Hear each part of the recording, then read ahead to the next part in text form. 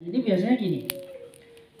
Jadi kan kalau di dalam madhab itu kan ada yang namanya imam. Ya.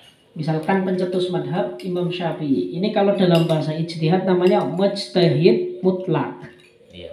Kalau mujtahid mutlak itu dia berijtihad dengan menggunakan kaidah-kaidah yang disusun oleh beliau sendiri. Maka dengan kaidah-kaidah usuliyah yang disusun oleh dirinya sendiri, lalu dengan kaidah tersebut dia berusaha memahami nas. Maka kemudian produk hukumnya ini namanya hukum fikih.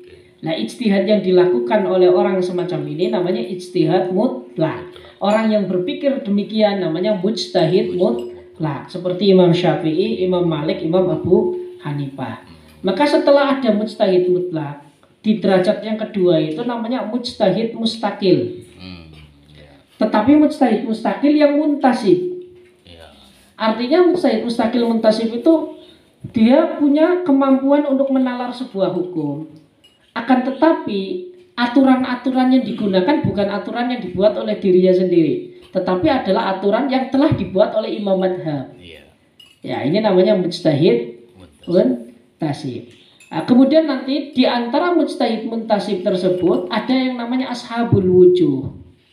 Ya, jadi mujtahid muntasib ini nanti ada istilahnya namanya ashabul wujuh. Nah, ashabul wujuh ini adalah orang-orang yang bermadhab atau mengikuti imam tertentu, namun bukan hanya sekedar mengikuti di dalam produk hukumnya. Ya, bukan hanya sekedar mengikuti di dalam produk hukumnya. Bukan hanya menghafal halal haram sunnah wajibnya, tetapi beliau intisab mengikuti imam tertentu dan juga mengembangkan madhab daripada imam tersebut.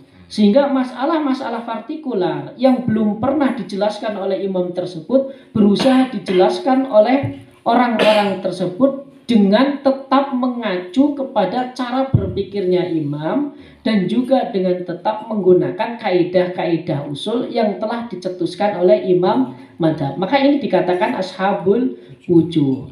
Oleh karena ashabul wujuh ini jumlahnya sangat banyak, maka mereka ketika melakukan analisa sebuah hukum tentunya akan berbeda-beda sesuai dengan cara pandangnya masing-masing.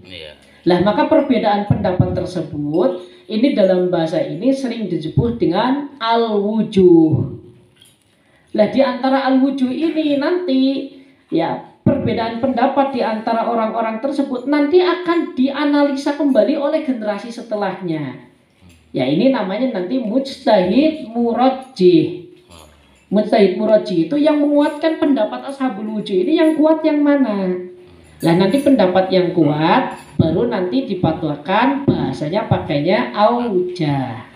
Jadi ini istilah ini untuk membedakan hukum yang memang dipikirkan oleh imam sama kepada yang dipikirkan oleh murid-muridnya. Jadi bahasa fikih kita itu memang semacam itu.